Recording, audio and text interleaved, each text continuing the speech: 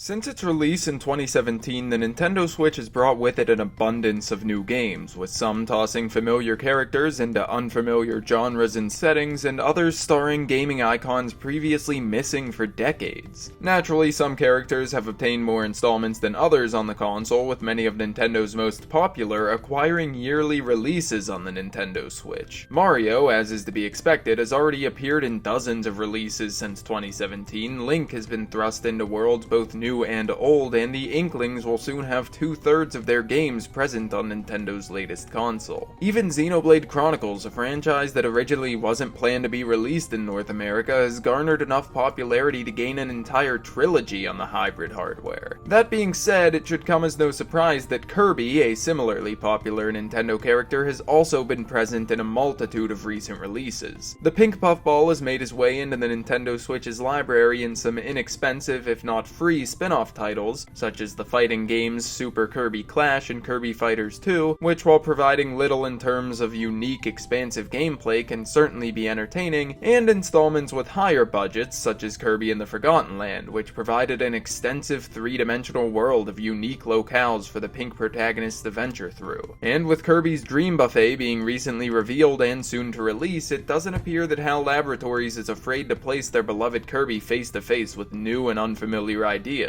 And yet, the character's first escapade on the Nintendo Switch, while certainly packed with polished content, has received criticism due to its supposed lack of originality and boringly unchallenging nature. Kirby Star Allies released in 2018, and prior to its release date, the game's trailers made it out to be a 2D side-scroller, a style of video game that is very plentiful in Kirby's library, with mechanics reminiscent of some present in previous installments, such as Kirby Superstar and Kirby 64 The Crystal Shards. While these mechanics were widely accepted, having not been present in the franchise for years, the title didn't appear as though it was going to contain any defining feature exclusive to it, save for a swole variant of King Dedede. And it became apparent when Kirby Star Allies did release that its identity was indeed inspired largely by previous installments. When a scenario like this occurs, it isn't always detrimental, but in this particular case, it brought rise to the many complaints regarding Kirby Star Allies' unoriginality. And so in this video, I'll discuss my thoughts regarding Kirby Star Allies and whether its developers did enough to grant the game its own identity.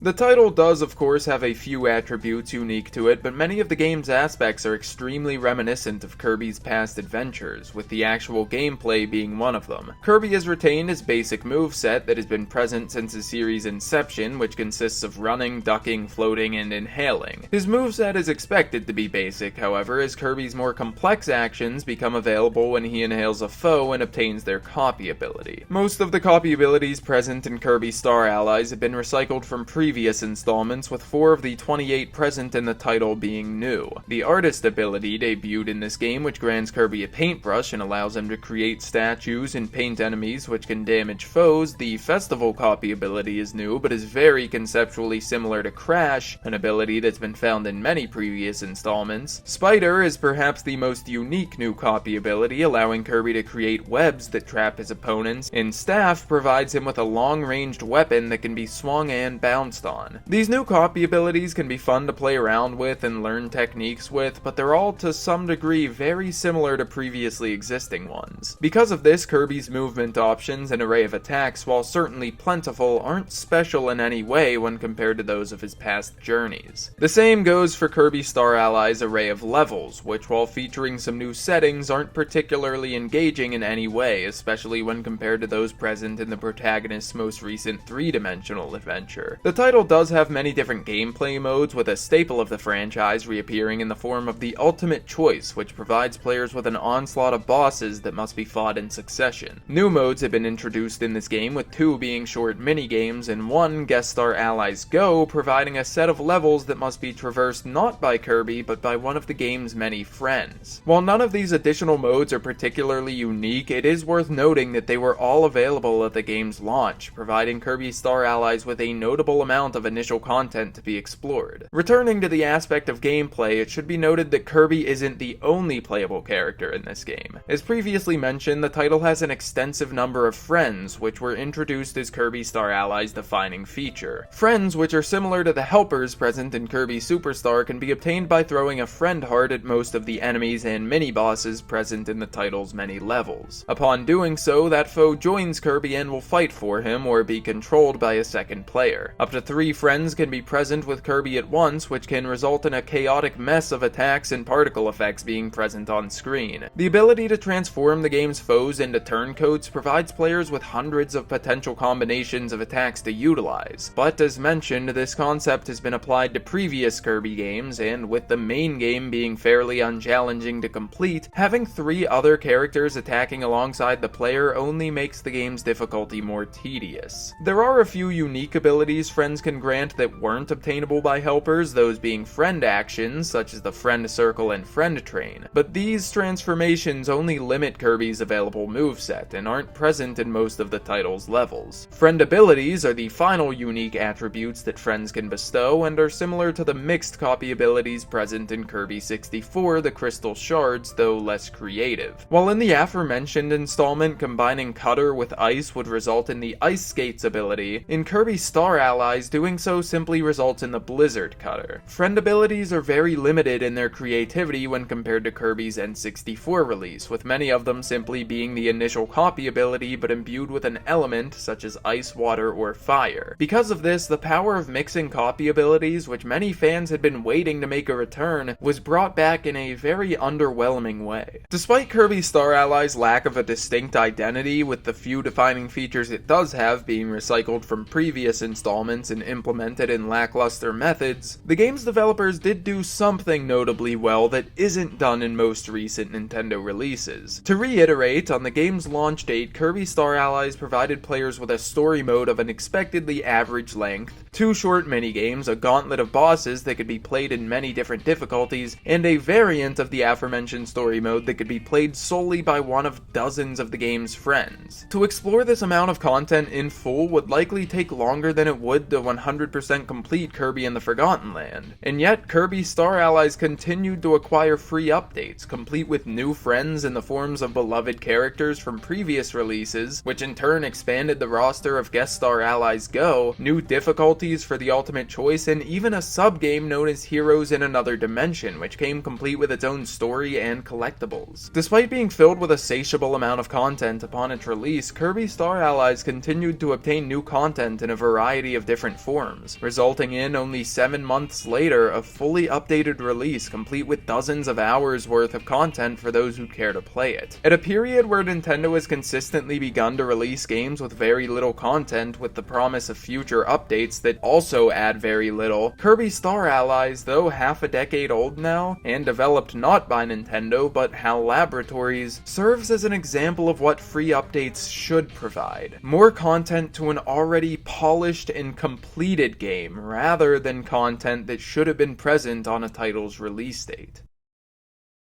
Kirby Star Allies is in many ways forgettable, being very similar to its predecessors and containing few notable features, with those it does have being reused. The core gameplay is very much what's become standard in Kirby's 2D platformers, and inherently, adhering to said standards isn't disadvantageous. But Kirby Star Allies had the unfortunate pleasure of being one of many Kirby games that felt too similar to the last, and happened to be the particular installment in which some players began to take notice of the series' repetition, which was only made more evident by the title's lack of difficulty. Kirby Star Allies isn't a bad game, and in fact, its implementing of free updates is one of the better examples of such a practice on the Nintendo Switch, but the game is very similar to its predecessors, effectively lacking an identity of its own. And so, while Kirby Star Allies can certainly be enjoyed, and for many hours, by fans of the pink puffball, the game simply isn't very memorable to many, even in spite of its commendable expanse of content. This isn't to say that the series is in a permanent decline, as HAL Laboratories has shown again and again that they're willing to venture into the unknown and dabble in new ideas. And Kirby and the Forgotten Land, as well as the protagonist's other recent installments, are very clear examples of this. Thank you all so much for watching.